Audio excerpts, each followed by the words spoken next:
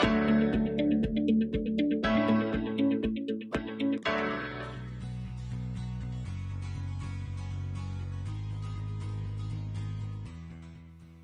everyone, welcome to another session in which we are going to talk about women in politics.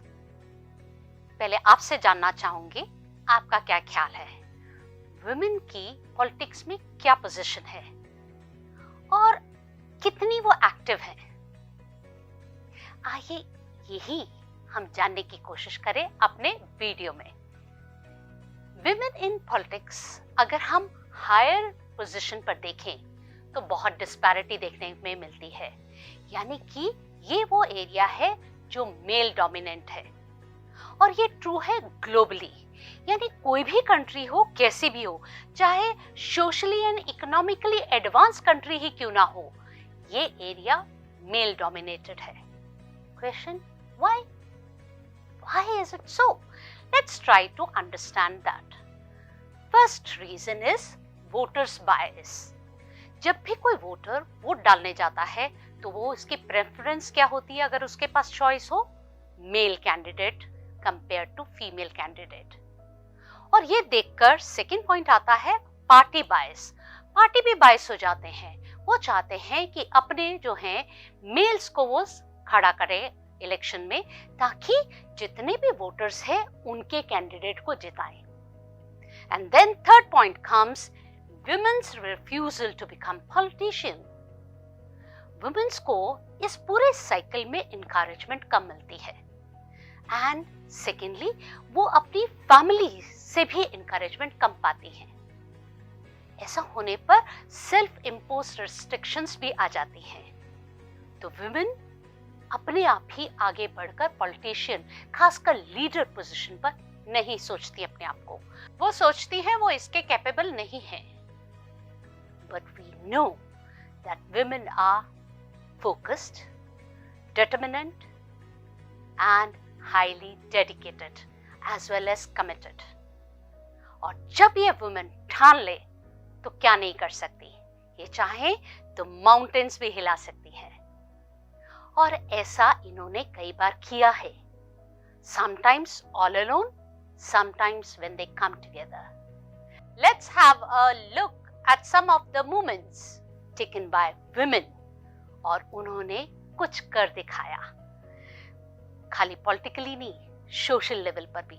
Let's start with the year 1830। ये हुआ equal pay movement.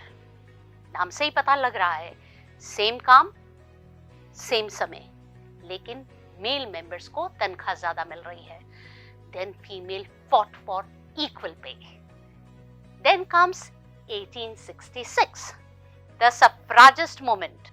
बहुत मशहूर है क्योंकि यहाँ से शुरू हुई फाइट वोट फॉर विमेन, यानी वुमेन को वोट के राइट्स मिले। नेक्स्ट 1903 में आपका women social and political union found हुआ।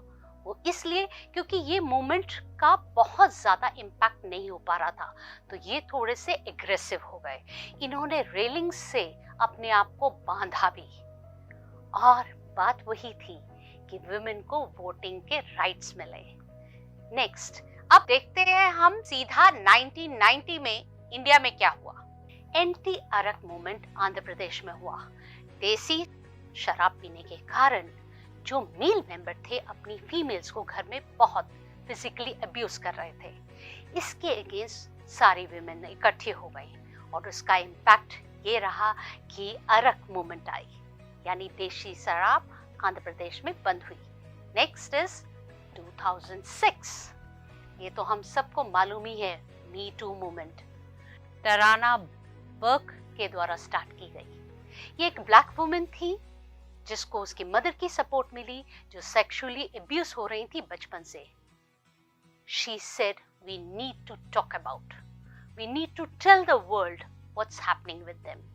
और बाद में बहुत सी लेडीज इनके साथ जुड़ गईं। 2018 तक आते आते तो ये ग्लोबल मूवमेंट भी बन गई थी।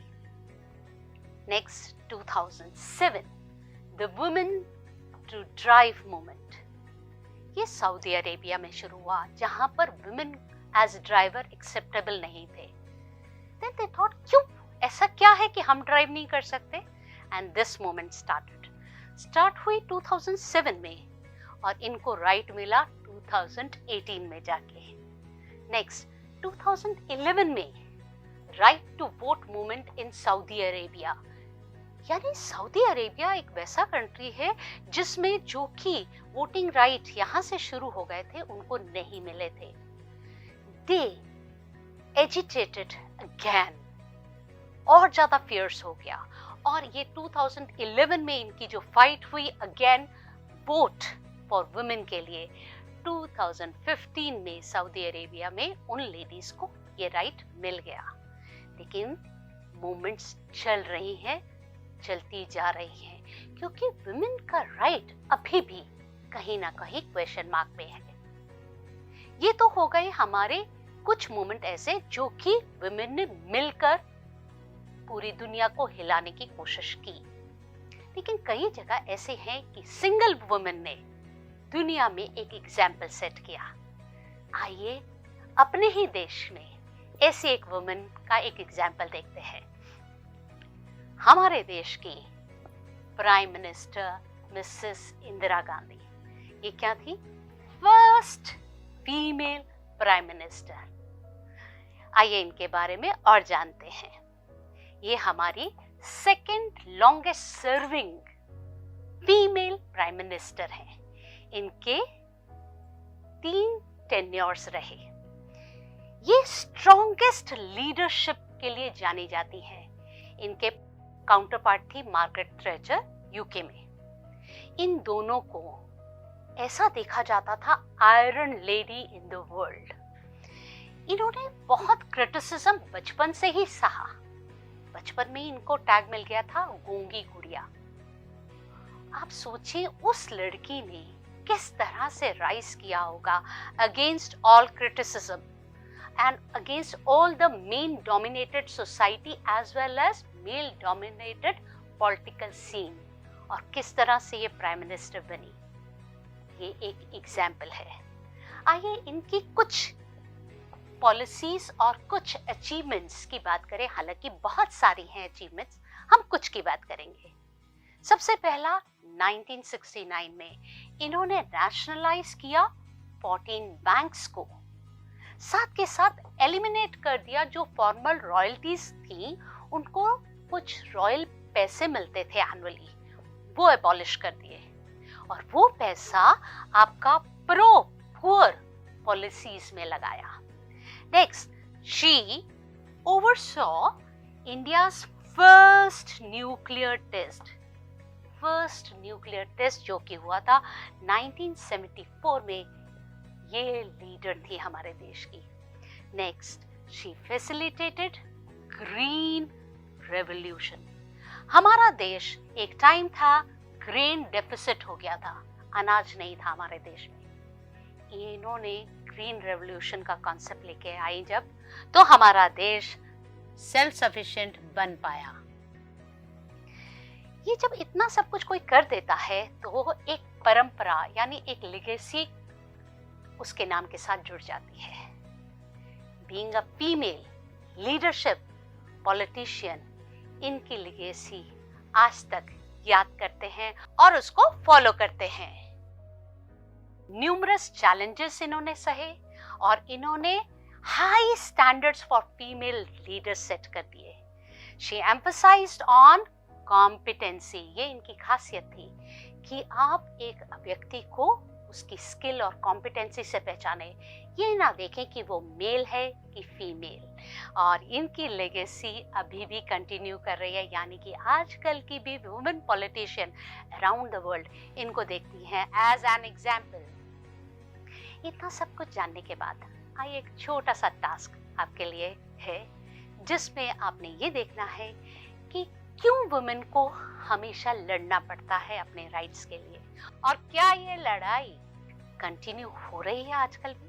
And the second question is, do you think movements for the women right is important? Why? See you in the next video with similar kind of topic. Till then, keep learning, keep enjoying. है।